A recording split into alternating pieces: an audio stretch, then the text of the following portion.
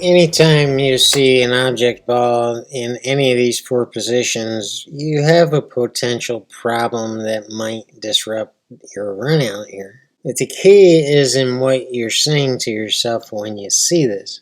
So if doom and gloom is running around in your head and it's the end of the world and you're going to lose this game and all this other negative, horrible stuff, yeah, you're probably going to screw it up.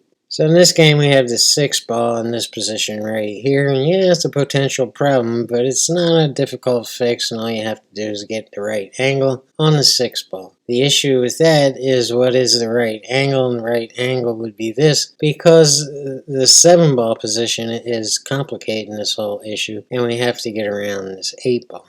So this would be the right position just to pull it back and have the angle on the 7 to get right on the 8 and 9 and win this game. Easy as that, right? So if we go back to the 5 ball, you can see I'm not in the right position to get that angle on that 6 ball to get back on that 7.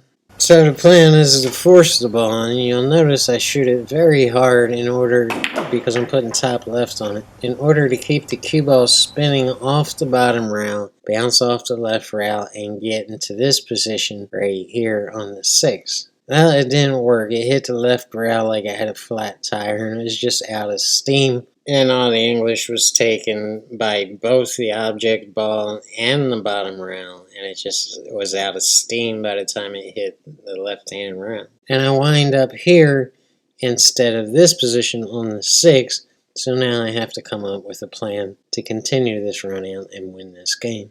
I'm just too straight in on the 6 ball, and the only thing I can see is just to pull this cue ball back, bang into the 9, and I should be right, although I'm on the short side of the 7. I should be right on the 7 to get on the 8 and then back on the 9. Well, I shot it, as you saw, and I completely dogged the shot, although if you follow the cue ball, you can see I implemented the plan I had.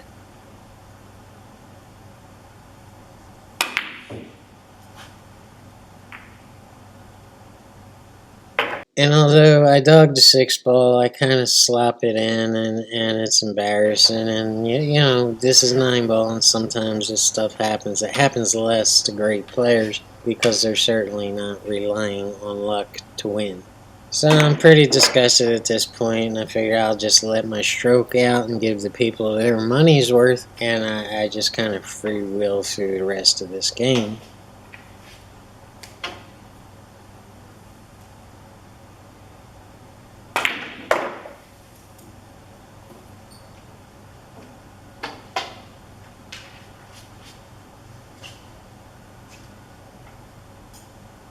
So you guys want to do another one? Let's do another one. Watch carefully.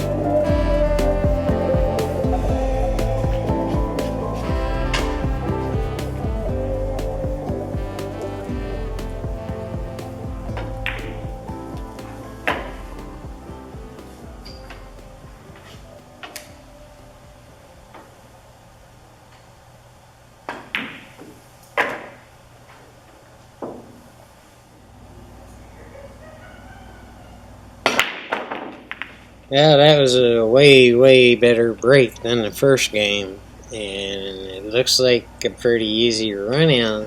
This shouldn't be any problem, but I turned it into a problem right from the start, and then it was kind of a train wreck as we continued because of the way I shoot this one ball. So yeah, because of the way I shot the one and got on the wrong side of the three, I never could get back in line during this whole game. So I'm shooting my way through this game, and the whole key in nine ball is to keep it simple. And when you find yourself doing everything the hard way, you should go back and find your mistakes and find the easier way to do things. So I come up short on the three ball, and I have a choice here. I could try to go 3 rails and get back on the four, but I really don't want to mess with this traffic. So I just jack way up and draw the ball, at least to have a decent shot on the four. It's not a good shot, it's still difficult. But I know if I shoot the four from this position, I'm going to run into the seven, and that should push me to the left side of the table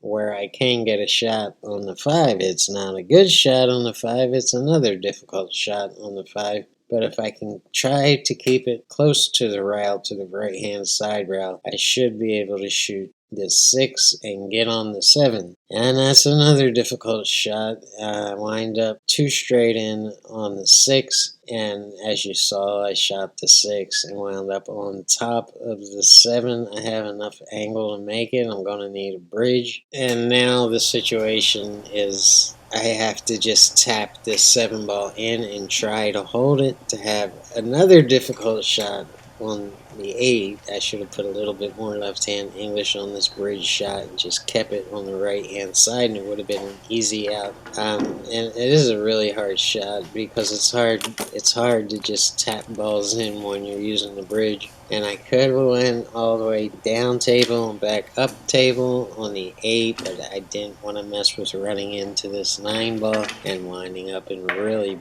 bad shape on the 8, if not scratching. So I managed to do it. I went long on it, and I'm sort of in the middle of the table, and so it's another difficult shot on the 8, and I bounced 2 rails, and I get a shot on the 9, but you know the story. It's another difficult shot on the 9. This was a pool shooter's extravaganza of difficult shots. But hey, I got through it. Yeah, I'm struggling here, and my pool career is not going exactly the way I want it to go. But, you know, it happens, and that's why I've been taking a little bit of time off from the pool table to get caught up on the house and get caught up on work and just take care of priorities. It's how it is when you're a working man.